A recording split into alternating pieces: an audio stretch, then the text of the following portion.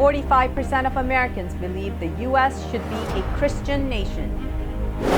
Domestic violence survivor campaigns to expand Muslim shelters across the U.S.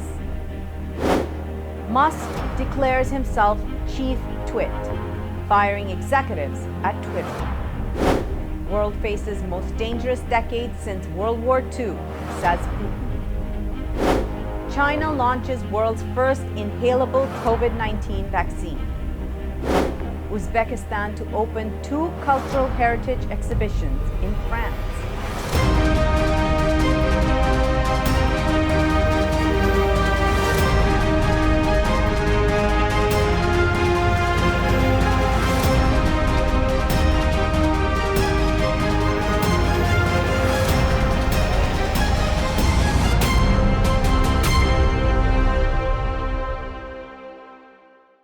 From Washington, D.C., this is the Muslim News on Muslim Network TV. Assalamu alaikum, I'm Hena Zuberi. Our top story tonight. A new Pew Research Center survey shows more than 4 in 10 U.S. adults believe the country should be a Christian nation, while roughly half say it shouldn't be. The center analyzed the demographics and religious makeup of adults on both sides of the debate. About 86% of people who say the U.S. should be a Christian nation are themselves Christian. This includes 27% who are white evangelical Protestants, 21% who are Catholic, and 3% who are Mormons. Only 1% or less are Jewish, Muslim, Buddhist, or Hindu, while 11% are religiously unaffiliated. The survey showed 31% of those who say the U.S. should be a Christian nation are highly religious.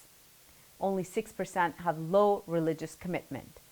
Amongst those who say the U.S. should be a Christian nation, 65% are Republican or Republican-leaning independents, while 32% are Democrats or lean that way. Shell and ExxonMobil are selling their California wells despite oil selling at high prices, ProPublica reports. Despite record high profits, some of the world's largest oil companies are selling assets and beginning to pull out of the state. Experts say this is because despite the strong cash flow in the short term, producers have more to gain from offloading wells due to the associated liability. Specifically, companies want to avoid having to pay expensive environmental cleanup.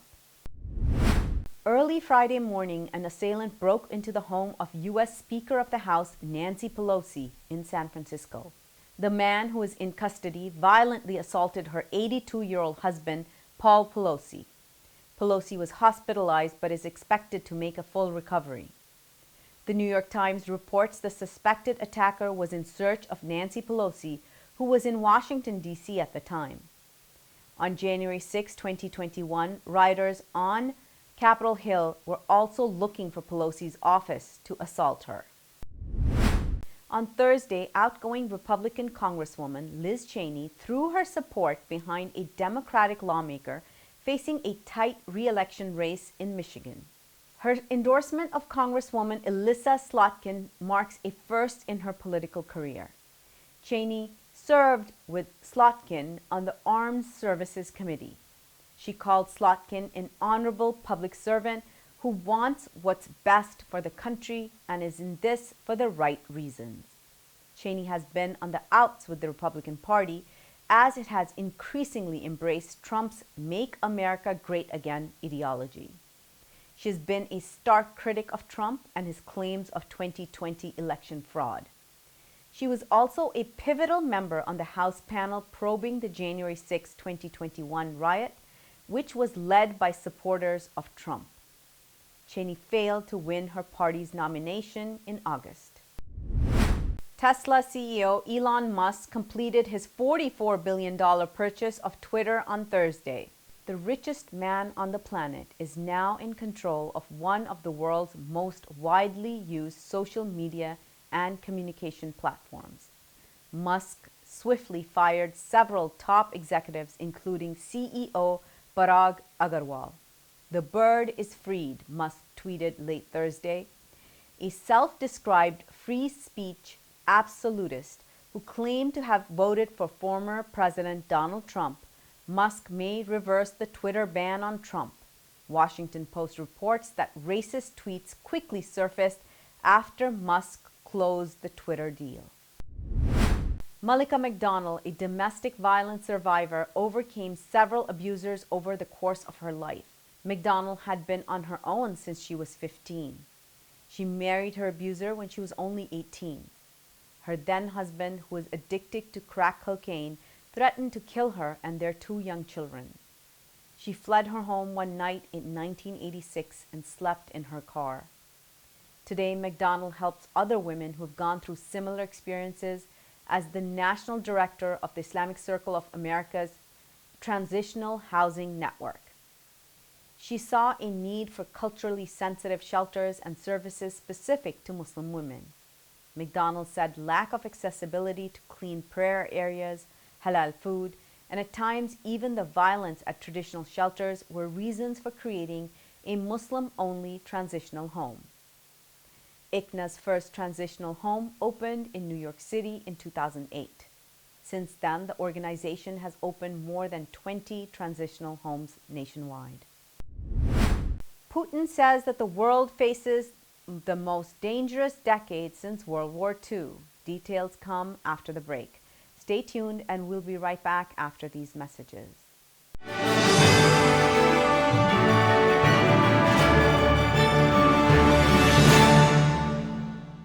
A free 3-minute online chat can give you the personalized tips you need to start boosting your retirement savings today.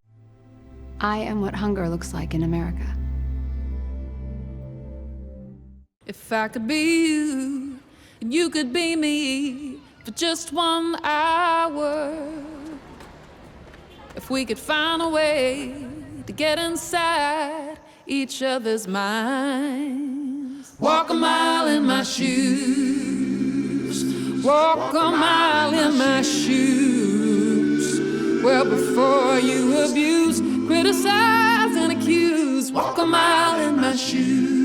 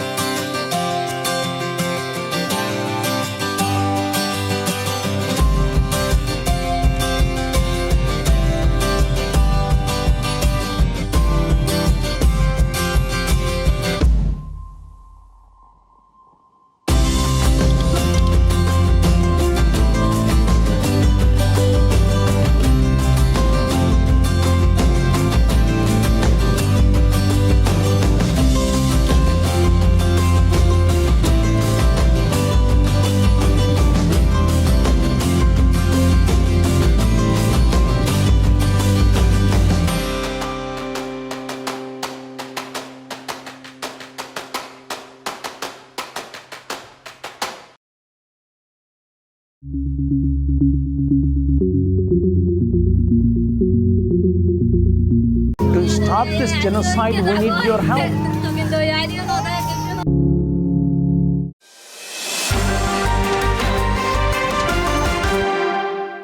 Welcome back. Russian President Vladimir Putin warned Thursday that the world faces most probably the most dangerous decade since the end of World War II. Putin tried to justify Russia's invasion of Ukraine, which has left his country internationally isolated. He also accused the West of nuclear blackmail to force allies to shun Moscow. The West has denounced the Kremlin's recent veiled nuclear threats. Earlier this week, the NATO military alliance condemned unsubstantiated claims by Russia that Ukraine might use a dirty bomb. Those are conventional explosives laced with radioactive material. NATO Secretary General Jens Stoltenberg said alliance members reject this allegation. He also warned Russia against using it as a pretext for escalation. UN Human Rights Chief Volker Turk on Wednesday called for a moratorium on forced returns of refugees and migrants to Burma.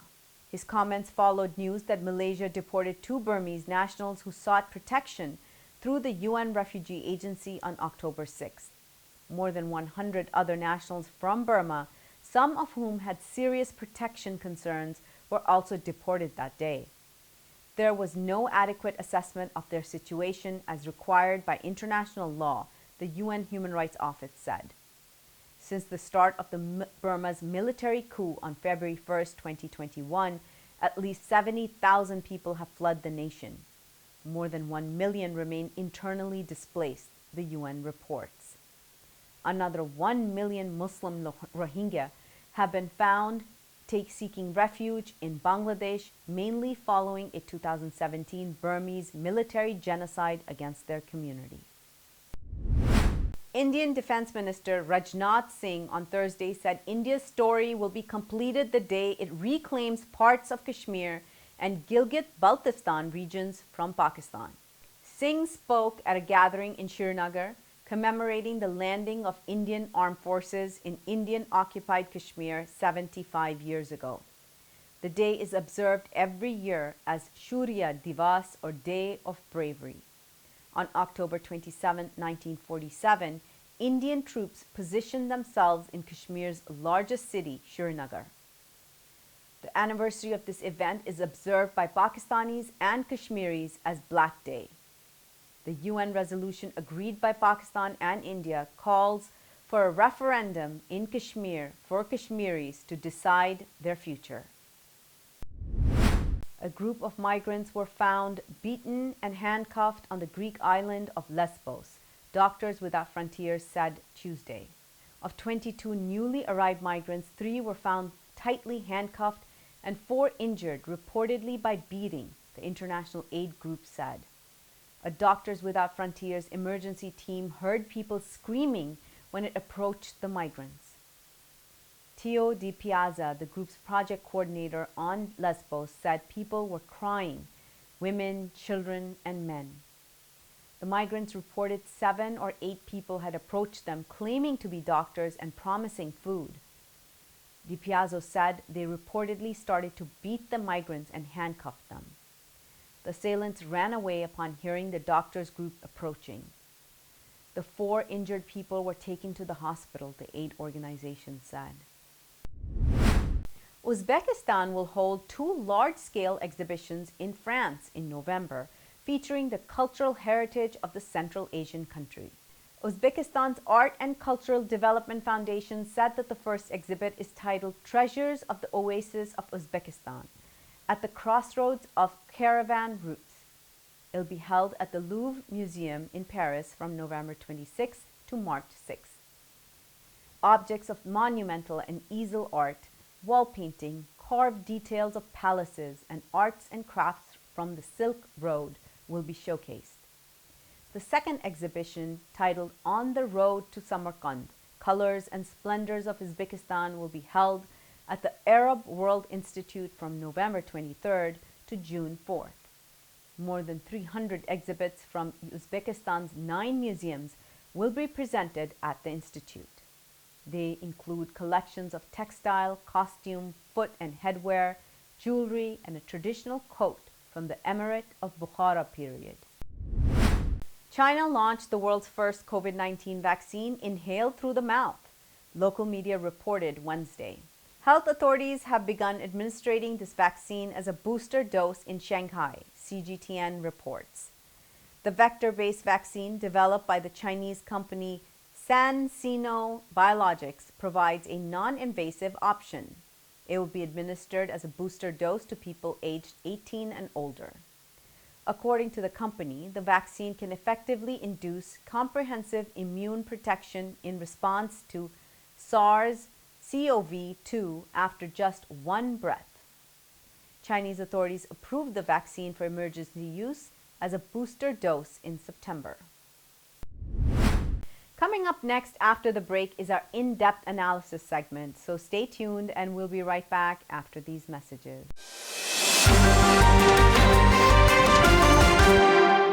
If I could be you, and you could be me for just 1 hour, walk a mile in my shoes, walk a mile in my shoes.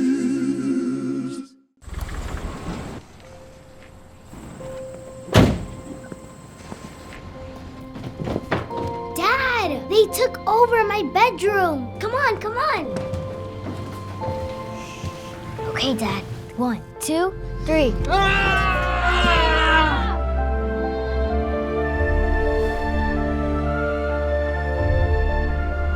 Dad!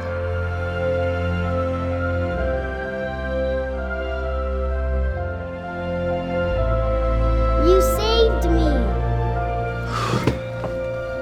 Dad? Are you okay? I'm fine, dear.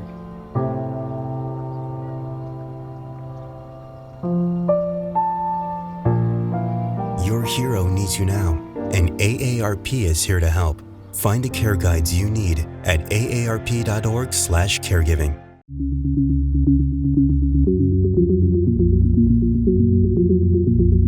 To stop this genocide, we need your help.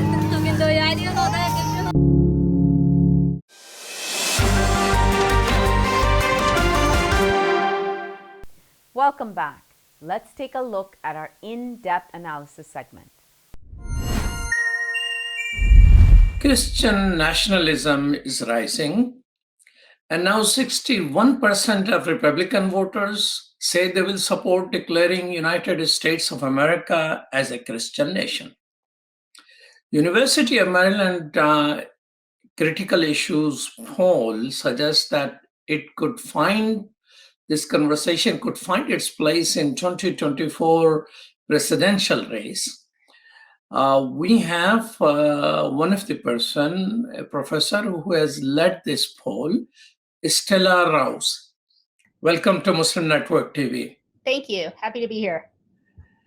Stella Rouse is professor of government and politics and associate director of the University of Maryland Critical Issues poll. So, did the results of your poll surprise you? A little. I wasn't expecting the number to be as high, and I certainly wasn't expecting the fact that even though a majority of Republicans would like to see the United States be a Christian nation, they said they would have this preference even though they admit that it's not constitutional. So that was a little surprising. A majority of Republican respondents said that they knew it was not constitutional, but even though it's not constitutional, they would still like to see the U.S. become a Christian nation. So is that one of the reasons some people are asking for constitutional convention?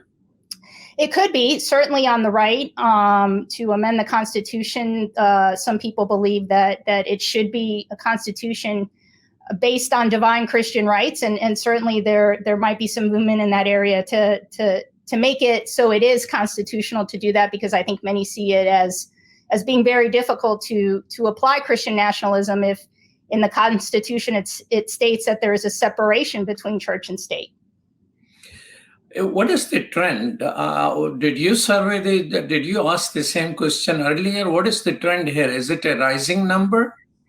We only have conjecture to know that it's a rising number. We have not trended these questions. These are more recent questions given the rise in Christian nationalism and the message by many Republican candidates and politicians making this message, because as we note in the article, Christian nationalism has been around for a long time, but it's usually operated on the fringes. Only a small percentage of people would even raise the issue of the U.S. becoming a Christian nation. And it has certainly taken much more mainstream hold in the Republican Party with people who are elected to Congress now, and those seeking to be either elected to Congress or to run to become governors are now running on a Christian nationalist message. What is Christian nationalism? Would you mind defining that for us? It's the desire to have the principles of a country run as a Christian nation with no separation between the church and state. So separation of church and state is the founding stone of our Constitution, isn't it? It is. It's very much one of the foundational stones of our country and our Constitution. And the founders were Christians who worshipped as a Christian, but they came up with this idea. how the founders did not find it suitable to declare it to be a Christian country.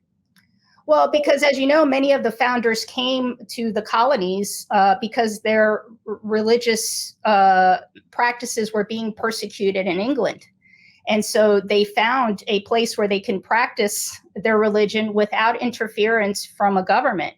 And so that is why it became a foundation of our country, because many of the founding fathers had the experience of government interfering in their right to practice religion, and knew that a government that was run on one particular religion would likely persecute other religions. And so it was very purposeful, even though they were, as you noted, Christians, practicing Christians of different denominations, that there be this separation when the Constitution was written. So when they're looking for America to be a Christian nation based on which denomination? Well, that's a very good question, right?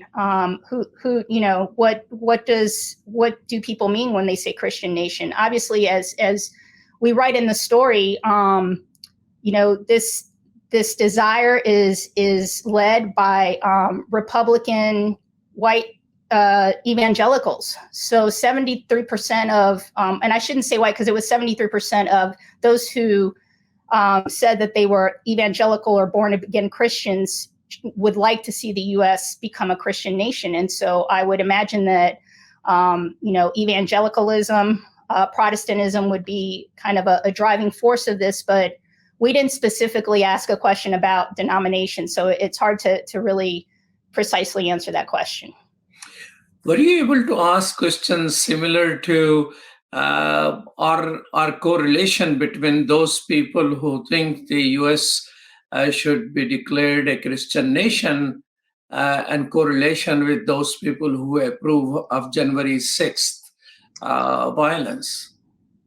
Yes, we didn't run the crosstabs on that. I believe we do have that information. That's really interesting. But what we did do, and we had written about this in a previous story that we did, was we correlated it to those who feel that the white race is being persecuted and discriminated against. And so the numbers are pretty high. The correlation's pretty high. Those who feel that whites are being persecuted, are being discriminated against, much more so than other groups, are much more likely to want to see the U.S. Become a Christian nation. Considering that, gun purchase is very high, purchase of ammunition is pretty high in the country, and almost all sort of people are buying guns, and conflicts, political conflicts, is also very high.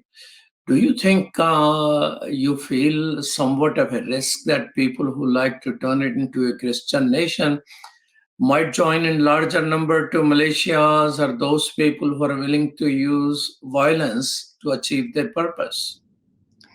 Yes, I think all these things are interrelated. We have seen militia groups like the Oath Keepers, many of which have Christian nationalist sentiments, and other groups like this that played a large role in January 6th and the attack on the Capitol.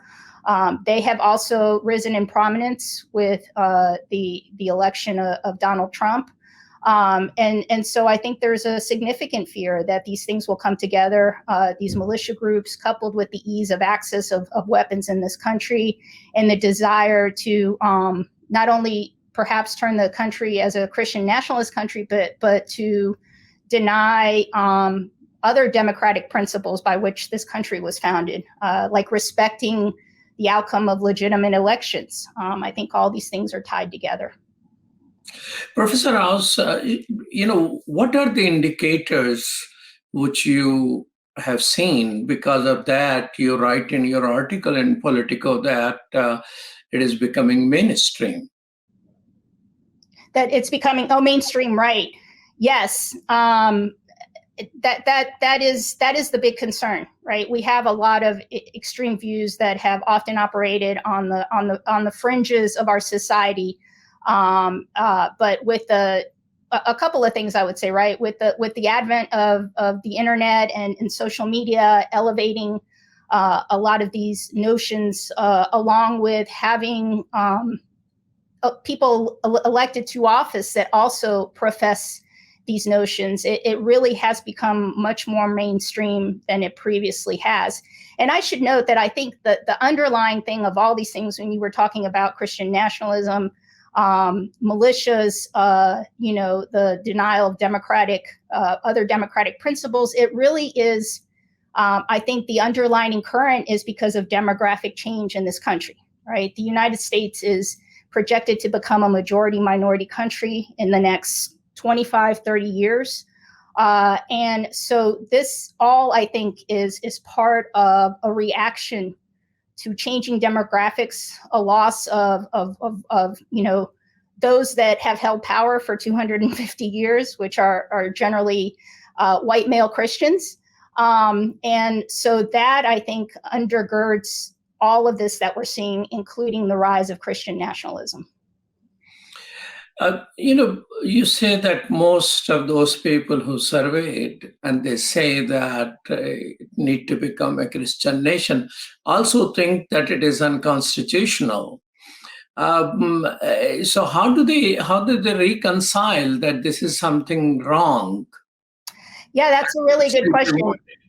Yeah, we didn't have a follow-up of how exactly, we didn't ask how will you make this happen, because obviously we didn't see that connection until we did analysis on the survey question. So it would be a really good question to ask moving forward. I think some of them, this is just my conjecture, but I think some of them believe that given who founded this country, that it should just be automatically a thing that we do, right? And perhaps aren't giving a whole lot of thought to the fact that, the Constitution says it cannot be allowed, that if enough people want it to happen, that it could happen, given what they believe are the people that founded the country, the principles that were founded in terms of most of the founding fathers being Christian, that it's sort of automatically understood that we should be a Christian nation. And so that's how some people probably think.